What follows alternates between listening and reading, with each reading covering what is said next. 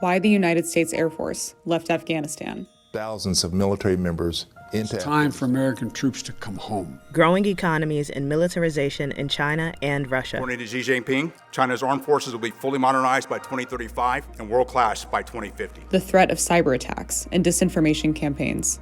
Turns us against one another, sows discord in our nation. I'm Staff Sergeant Janiqua Robinson with Staff Sergeant Sarah Voigt, and this is Pushing the Envelope.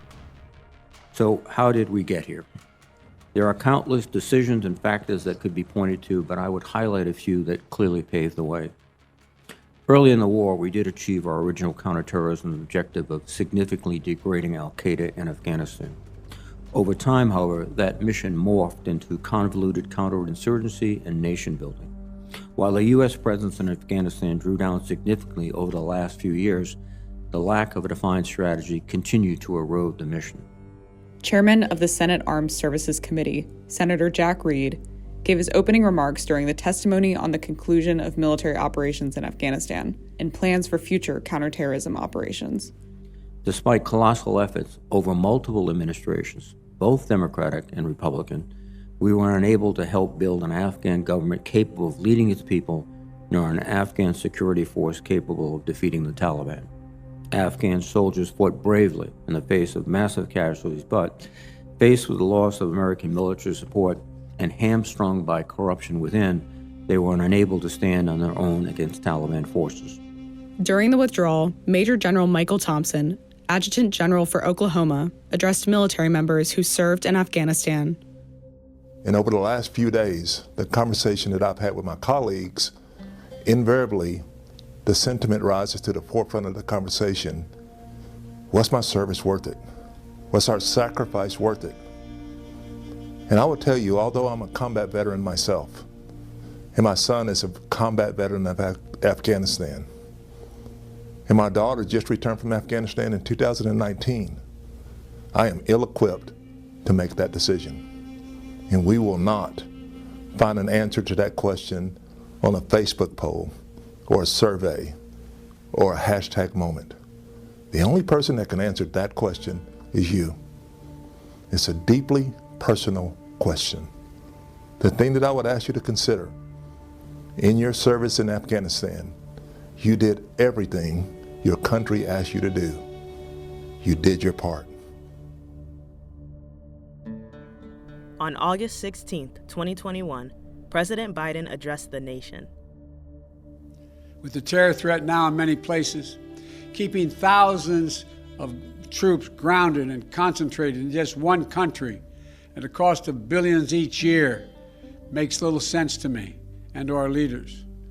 We cannot continue the cycle of extending or expanding our military presence in Afghanistan, hoping to create ideal conditions for the withdrawal and expecting a different result. I'm now the fourth United States president to preside over American troop presence in Afghanistan. 2 Republicans, 2 Democrats. I will not pass this responsibility on to a 5th. After consulting closely with our allies and partners, with our military leaders and intelligence personnel, with our diplomats and our development experts, with the Congress and the Vice President, as well as with Mr. Ghani and many others around the world, I've concluded that it's time to end America's longest war.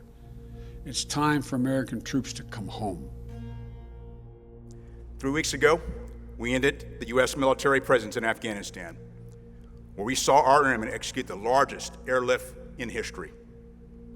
Not to mention the air power overhead and the tremendous work that is ongoing to move vulnerable Afghans to a better life.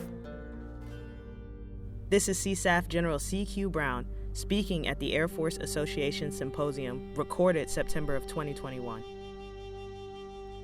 The day after the last C-17 left Kabul, I was in the Indo-Pacific, where a graver threat is manifesting, where the risk and stakes are high. China has adopted a whole-of-government approach to challenge the international order and compete against the United States.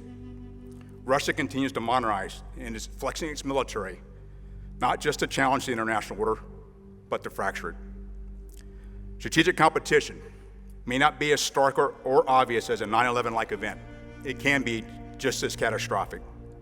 We cannot wait for a catastrophic crisis, whether it be sudden or insidious, to drive change for our Air Force and the Joint Force. If we do, it'll be too late. The U.S. reacted to the attack on 9/11 by sending troops to the Middle East. Fast forward to now, pulling troops from Afghanistan and shifting towards training to fight in strategic competition is a proactive approach, one where the U.S. can see and gain competitive advantage over the threat coming before American lives are lost. This is what's going on in China. Already, the PLA has the largest aviation force in the Indo-Pacific, the largest conventional missile capability in the world, is fielding hypersonic missiles, and is establishing military bases at strategic points around the globe, often in places where the U.S. already has a presence, challenging the security relationships with our partners. China is also disrupting the current international order, not by breaking its institutions, but instead infiltrating and building rival ones. They're using all instruments of power to achieve their goal and outpace us. To put the gravity of our pacing challenge into perspective, at the height of the Cold War, the USSR's GDP was 57% of the US's. It's projected that China's economy will likely exceed the US as the largest economy in the world in the next 10 years. Why is this important for us to take notice and change? The Indo-Pacific region is home of about half the world's population, about 2/3 of the world's GDP, 4 of the 5 largest world economies, 7 of the 10 largest militaries, and 5 of the 8 nuclear-armed powers. Narrowing a bit further, 1/3 of the liquid natural gas reserves are in the South China Sea. 1/4 of all global trade passes through the South China Sea. Evidence that China's unlawful claims in the South China Sea affect us all. Bottom line, they will have the economic and military means to influence the international stage in ways that are against our interests and a free and open Indo-Pacific. This is what's going on in Russia.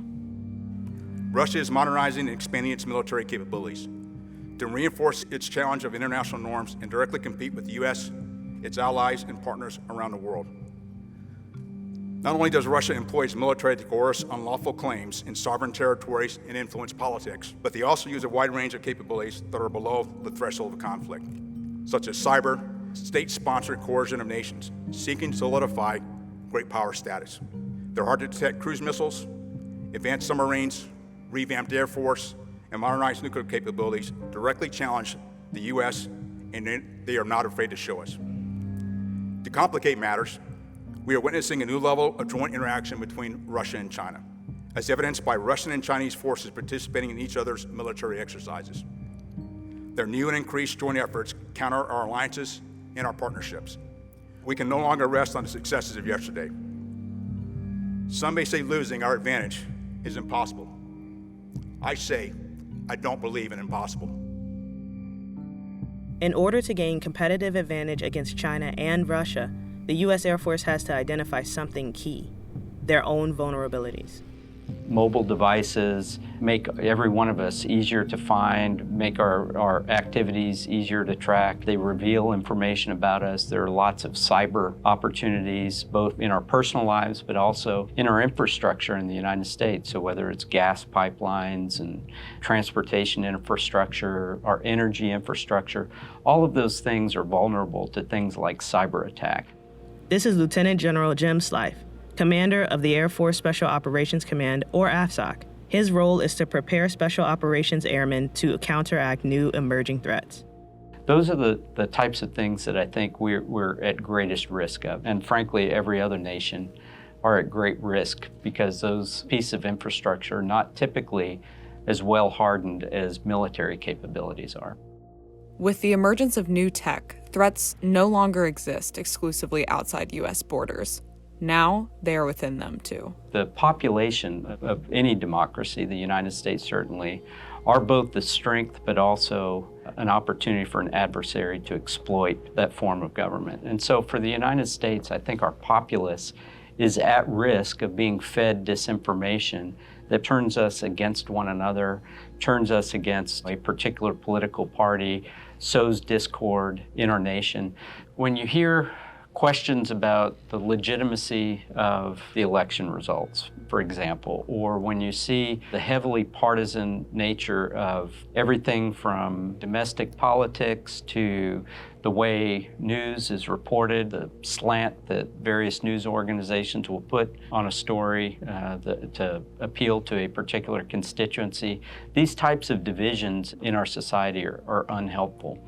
And I think social media has exacerbated this in many ways. The confluence of these things, whether it's disinformation, whether it's a heavily politicized environment that we're living in domestically, the advent of social media that is tuned to whatever your particular views are, I think those things all really serve to be threats to our ability to act civilly towards one another as citizens.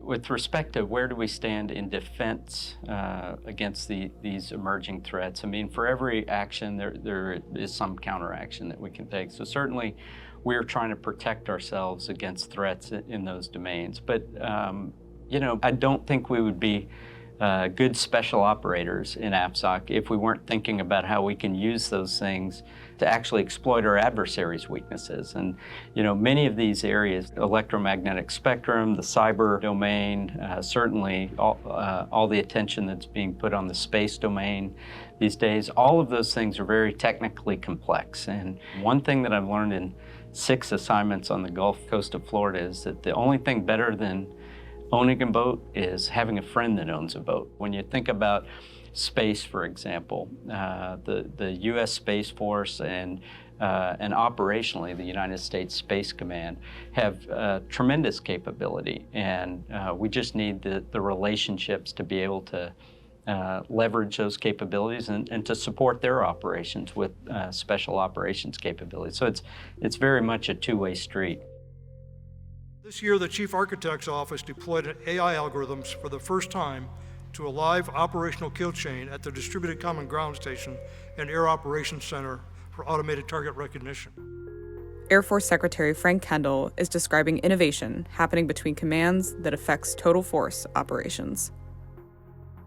In this case, moving from experimentation to real military capability in the hands of operational warfighters significantly reduced the manpower-intensive tasks of manually identifying individual targets, shortening the kill chain, and accelerating the speed of decision-making. The Space Force is pursuing a space-based ground moving target indicator capability, GMTI.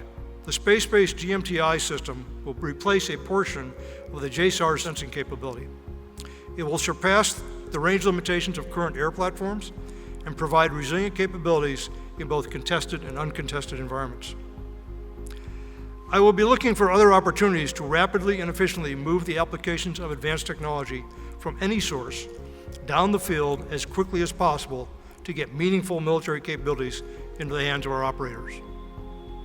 No mission can be performed without skilled and dedicated people. When the mission is daunting, it must be performed with urgency. This is especially true. The challenges the Department of the Air Force faces can only be met if we attract America's best to serve and give these people the opportunity and environment in which they can make the greatest contributions that they are capable of. We are in a time of what is literally unprecedented change inside of AFSOC. And it's exciting. I mean, change is hard, it is sometimes uncomfortable, but at the end of the day, it's exciting. And one of the things that we frequently talk about here is that, if you don't like change, wait till you try irrelevance, right? As hard as change is, irrelevance is worse. And so we have to undertake this change so that 10 years from now, when the middle school kids of today join the Air Force and put on an AFSOC patch, I want to make sure that those kids of today join an AFSOC that is indispensable for the nation. I want them to know that the command that they're joining matters, that they are going to find themselves doing things that are critically important to the United States, and that they're relevant. And so, as relevant as we have been for the last 20 years, we have to accelerate change in order to make sure those middle school kids are going to be relevant 10 years from now when they put on our patch. It's our airmen that inspire me when I think about the future of our force. The Air Force of 2030 will not be built in the Pentagon. It is being built in our squadrons and in our work centers.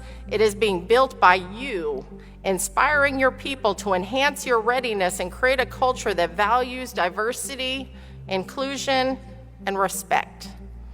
It is up to you to build the Air Force that we need. It is up to us at the Pentagon to support you. The future fight will require new ways of thinking and new ways of fighting.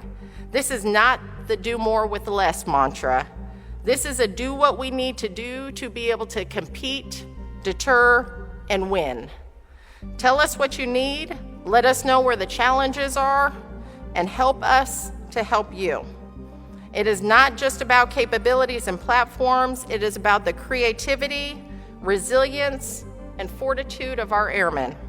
The more agile and adaptable our forces, the harder it will be for our adversaries to challenge us. The more we ensure we have the right ideas and the right capabilities for a high-end fight, the more difficult it will be for China to outpace us. And the sooner that we create an environment where our airmen can be their very best and have the tools to propel us forward to accelerate the changes we need, the better our nation will be for it. The talent is there.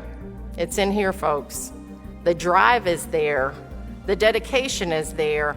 Again, it will be our airmen that remain our most competitive advantage today, tomorrow, and always.